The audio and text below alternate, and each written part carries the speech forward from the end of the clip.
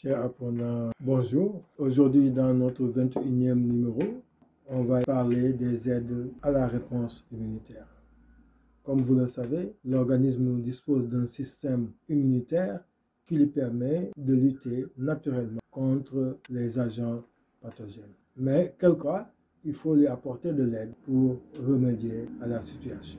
Dans cette partie concernant les aides à la réponse immunitaire, nous allons déterminer les principes de la vaccinothérapie, de la sérothérapie et de la greffe de la moelle osseuse. La vaccinothérapie, c'est l'utilisation des vaccins dans le but de protéger l'organisme contre une ou plusieurs maladies ou pour combattre une maladie déjà déclarée en augmentant la résistance de l'organisme. Le mot vaccin provient du fait que le premier traitement de ce type utilisait le virus de la vaccine, vacca, qui signifie vache en latin, pour immuniser les sujets contre la variole. Les vaccins constituent une thérapie consistant à stimuler le système immunitaire de manière à obtenir une réponse spécifique de l'organisme contre un antigène, qu'il soit viral, bactérien, cellulaire ou même moléculaire. Les vaccins sont obtenus à partir de souches inoffensives de virus ou de bactéries, d'antigènes purifiés ou d'analogues antigéniques. On les utilise couramment en prévention pour éviter qu'un individu ne développe une maladie. Mais il peut aussi être utilisé une fois la pathologie déclarée d'orienter la réponse immunitaire contre un envahisseur.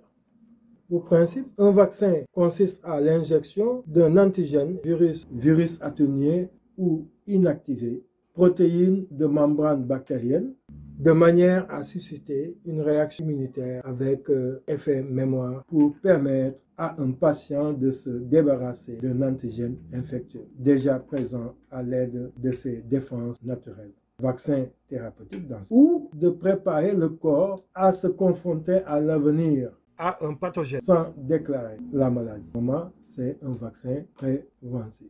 Si on regarde sur ce schéma, on voit que lors du premier contact avec l'antigène, on a un temps de latence. C'est le temps nécessaire au lymphocyte B de reconnaître l'antigène, de se multiplier et de se différencier en plasmocytes. Et ce sont ces plasmocytes-là qui produisent les anticorps, d'où l'augmentation du taux sanguin d'anticorps.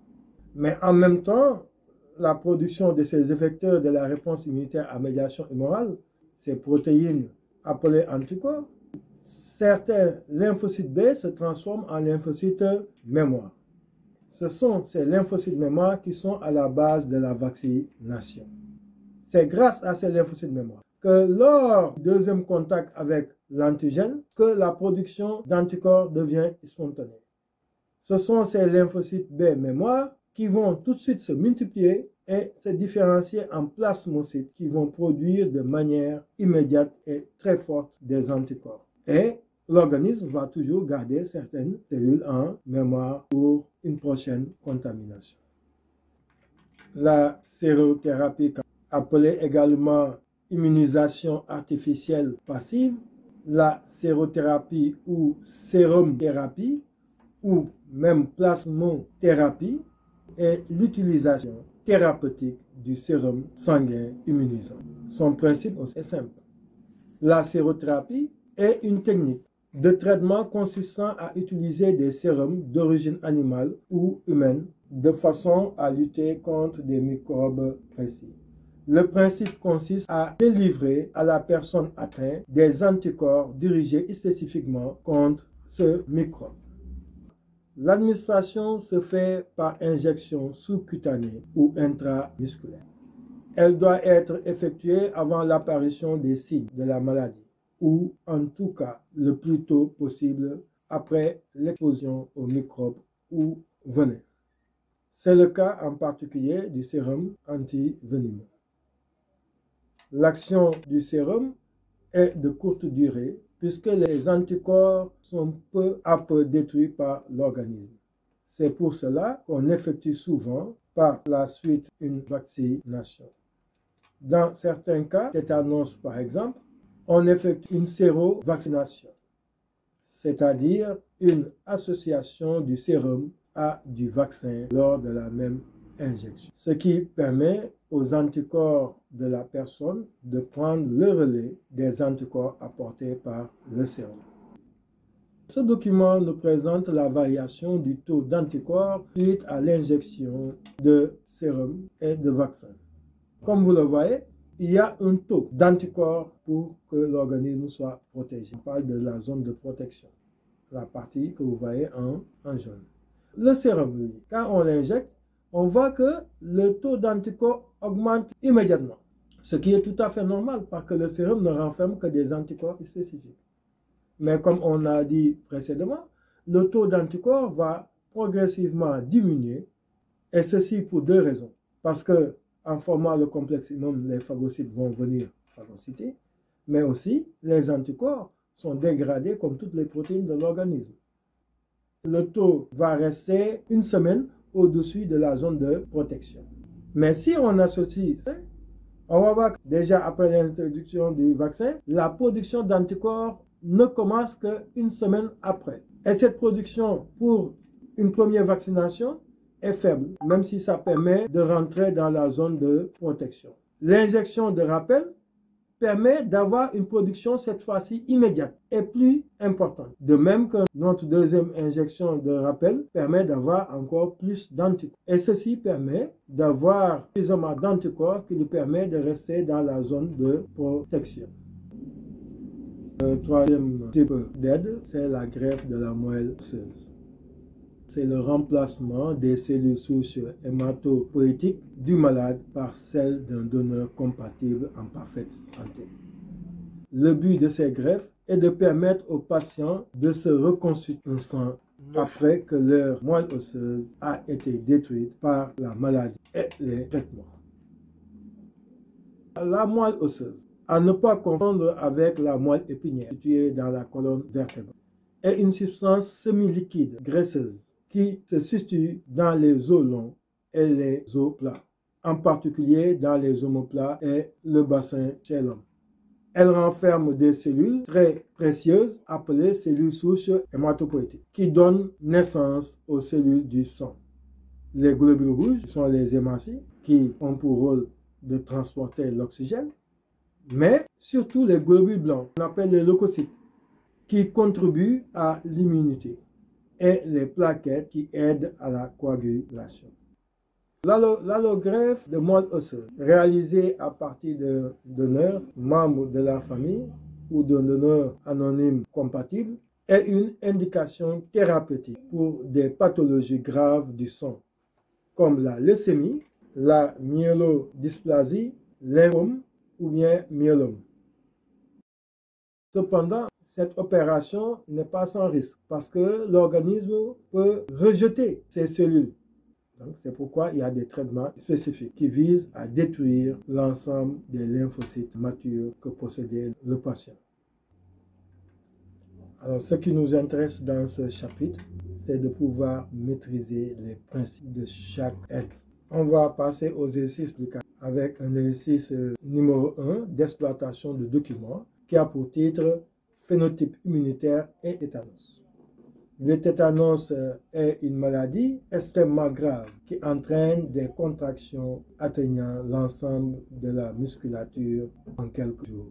Cette maladie qui végète dans le sol à l'état de spore et qui pénètre dans l'organisme par une plaie mal soignée, les contractions sont dues à l'action d'une toxine agit sur le centre nerveux. La lutte contre cette maladie est meilleure avec la sérovaccination.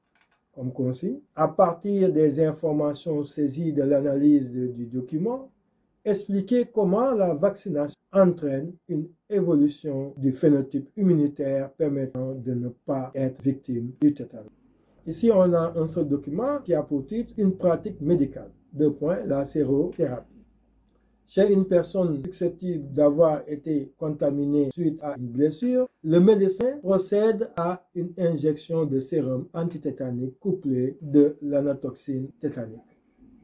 Le document, qui est un graphe, nous montre comment varie le taux d'anticorps en unité internationale par millilitre de plasma suite à différentes injections. Et comme vous le voyez ici, l'injection du sérum seul, une injection, va entraîner une montée rapide du taux d'anticorps avant de chuter quelques jours après. Cependant, la première injection du vaccin n'entraîne la production d'anticorps qu'après une semaine.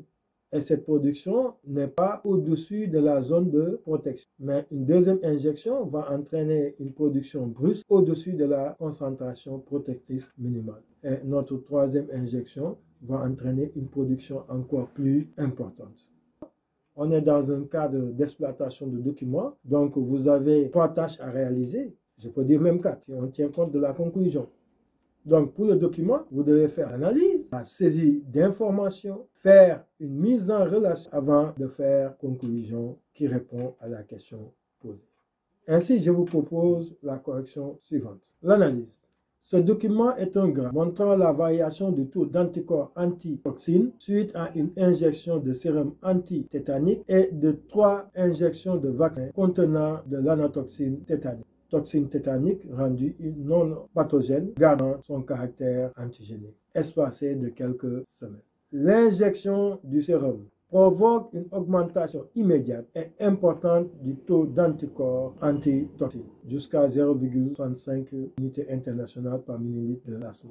Après avoir atteint son maximum au 4e jour, le taux d'anticorps anti-toxine décroît très rapidement, reste en dessous de la concentration protectrice minimale qui est de 0,03 unités internationales par millilitre de plasma. Une première injection d'anotoxine tétanique provoque une légère augmentation du taux d'anticorps anti-toxine, ceci après une semaine, avec un taux qui reste en dessous de la concentration protectrice minimale. La deuxième injection, 2 semaines après, provoque une production accrue et plus rapide d'anticorps qui atteint 0,35 UI par millilitre en quelques jours. La troisième injection, à la 28e semaine, provoque une réponse encore plus importante avec un maximum de 10 UI par millilitre de plasma. Après les 2 dernières injections, le taux d'anticorps diminue, mais reste toujours au-dessus de la concentration protectrice minimale, et ceci pendant des semaines.